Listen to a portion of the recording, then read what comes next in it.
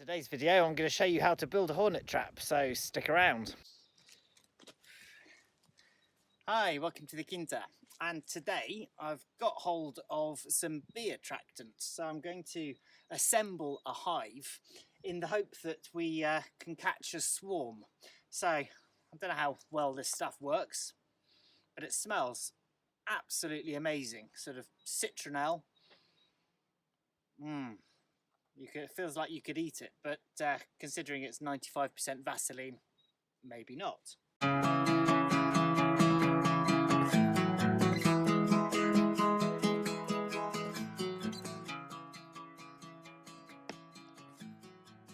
I've got a selection of frames here, and I'm going to not completely fill it out. Here's one from last year, and with any luck, we might get a wandering bee coming past. And in actual fact, just while I've been setting up, we have had a few come and have a quick look around. So they're obviously about because there are lots of spring flowers. So let's get on with this. The wax is softening in the sun. So we cleaned out all of these, and they've been sitting nice and dry over winter. With any luck, that'll all work. So it says to smear it around on the inside. Oh look, I've got bees already. Hello bee. Does that smell nice? And then what they should do is when they go out looking, when the swarm forms, they go out looking for a nice place to set up. And with any luck, then we'll get to the a new queen coming and setting up a colony. We could go and buy bees, but if we can get a wild swarm, that's even better. Wow. Beautiful stuff. So all I'm going to do is to set up a hive. I'm going to fill it up with frames, and I'm going to put the wax that I do have into the frames in order that they have something to build on, because it's a lot of effort for bees to produce wax. And if there's some there already, that just gives them a helping hand.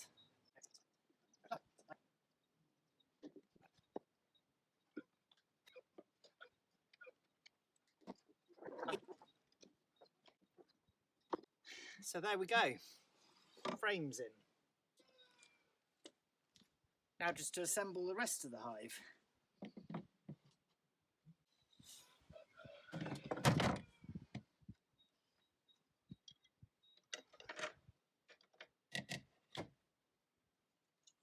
Let's get this set up.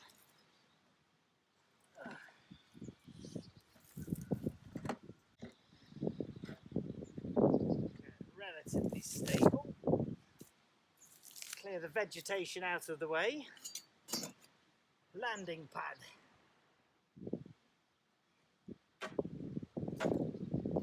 And now I'm going to put on the mouse guard.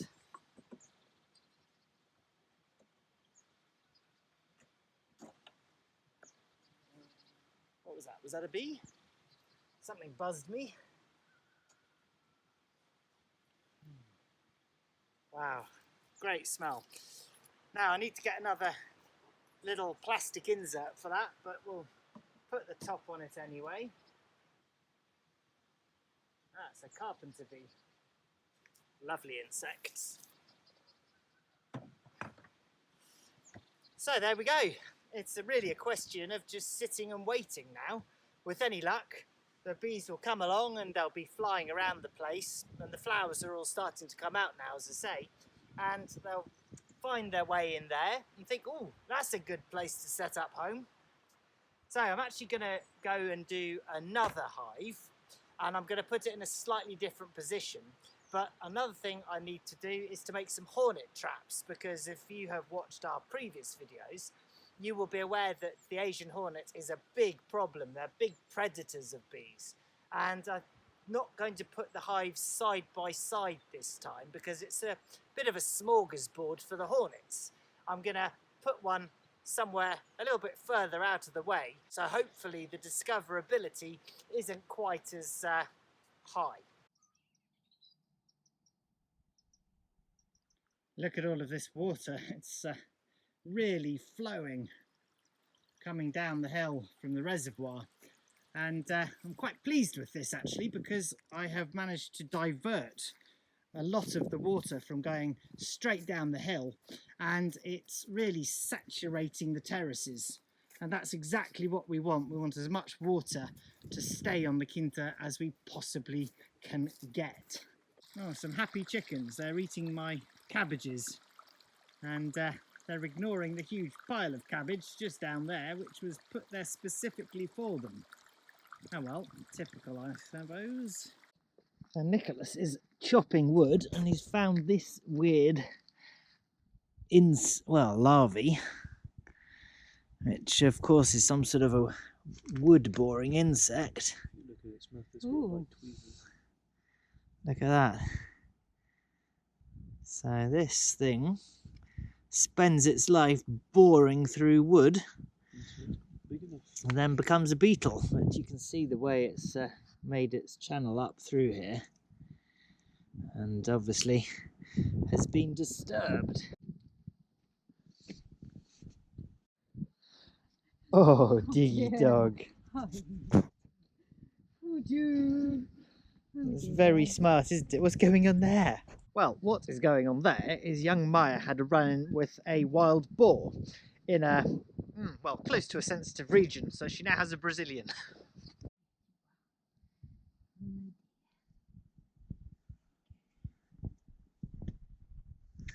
Now that we've got the beehives set up, we need to turn our attention to the reason why we don't currently have any bees.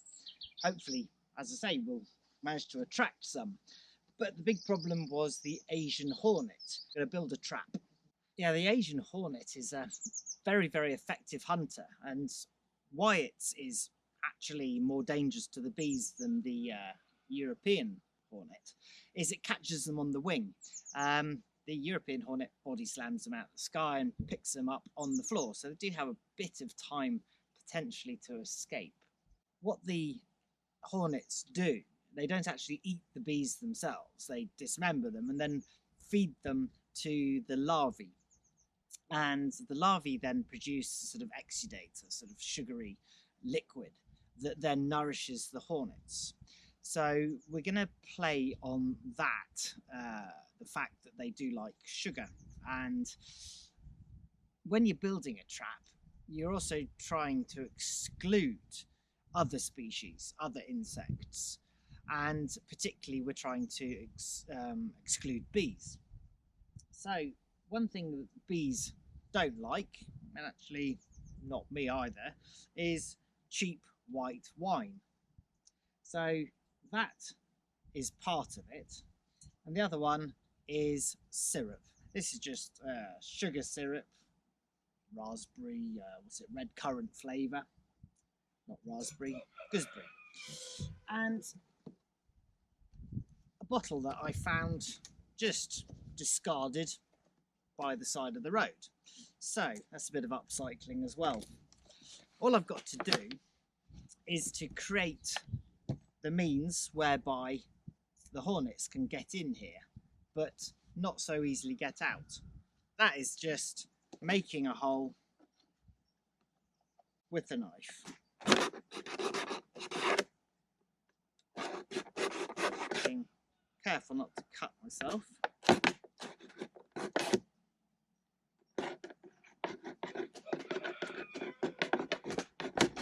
It's a very sharp knife. And then folding this in so that the hornets can get inside there. Right, let's put that away before I do myself a disservice. And now all that remains is to fill up with syrup and the wine.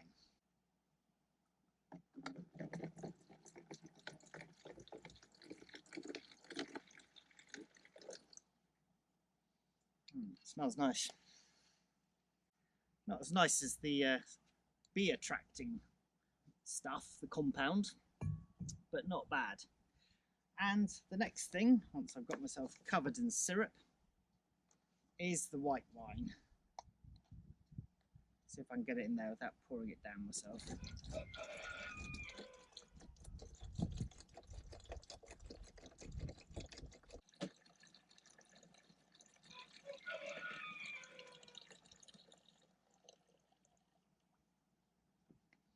Wow,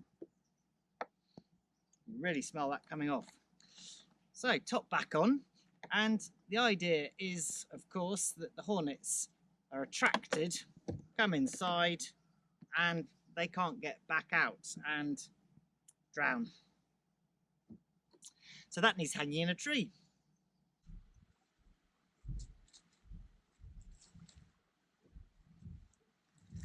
Okay, this is the second hive that I installed yesterday, and exactly the same way as the other one, which is a bit further up. So I'm just going to wire this into the tree.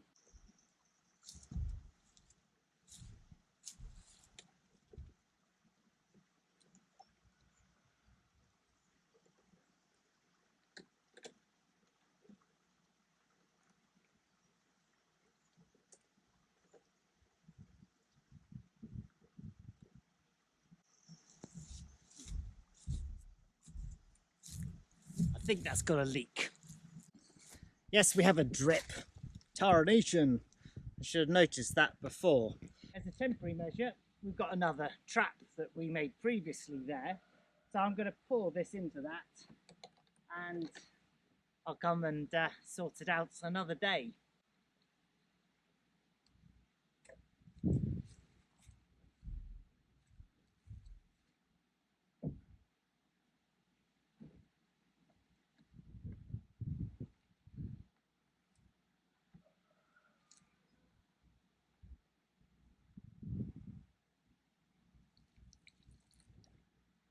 I had a hole inside then.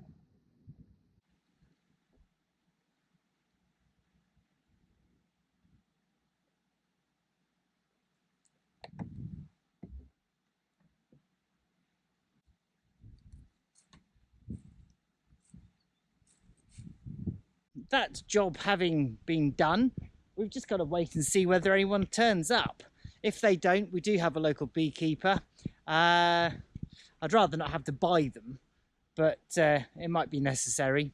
And I'm going to go and plant some seeds now, because it's forecast to be nice weather for at least the next week, and it's high time we got some in the ground.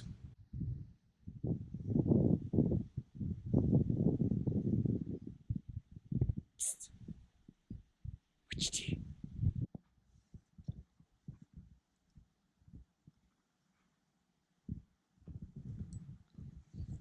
You beautiful girls, aren't you?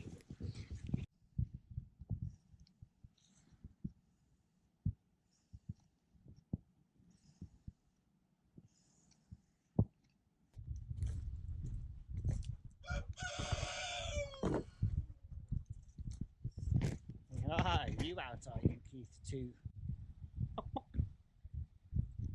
You've got the water supply coming down there. That explains why you're not out, because you beat each other up.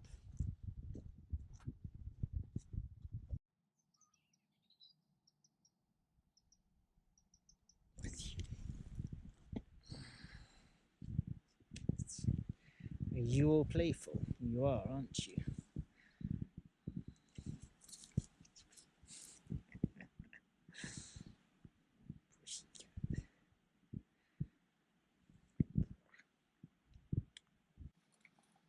Welcome to the pretty much destroyed polytunnel, but it's probably about 10 degrees warmer in here than outside, so that hopefully is going to allow some seeds to germinate.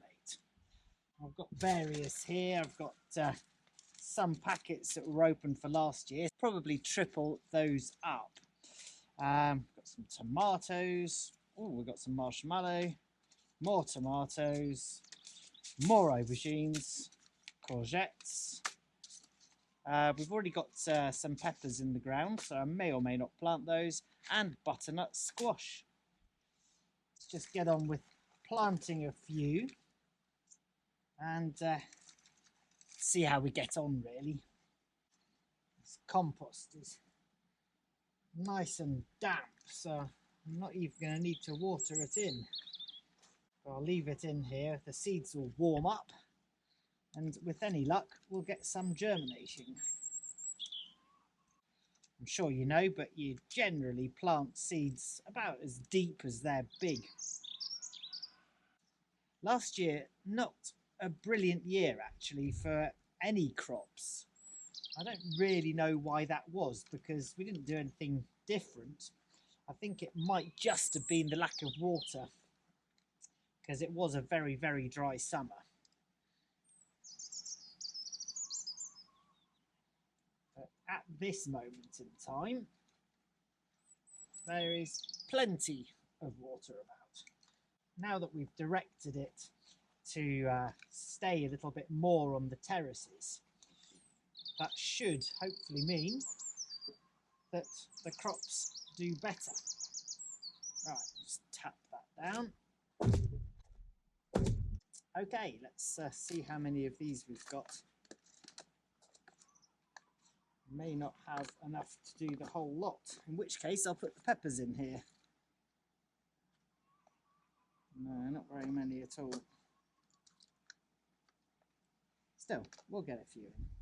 Seeds' viability, of course, reduces as they get older, and this packet has been open for, well, since last year. So we'll see whether it actually does anything or not. Can't hurt giving it a try. They have been stored in a dark, cool place, but you just never know whether you're going to have them come up. Super steak tomatoes. Let's see how many we get for £2.15. Doesn't feel very generous of Mr. Fothergill's, to be honest.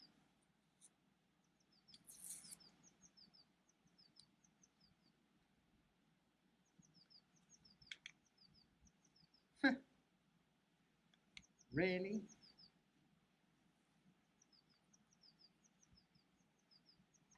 Seven, 8, 9, 10, 11, 12 seeds. You better be fairly, how shall we say, confident that they're going to germinate.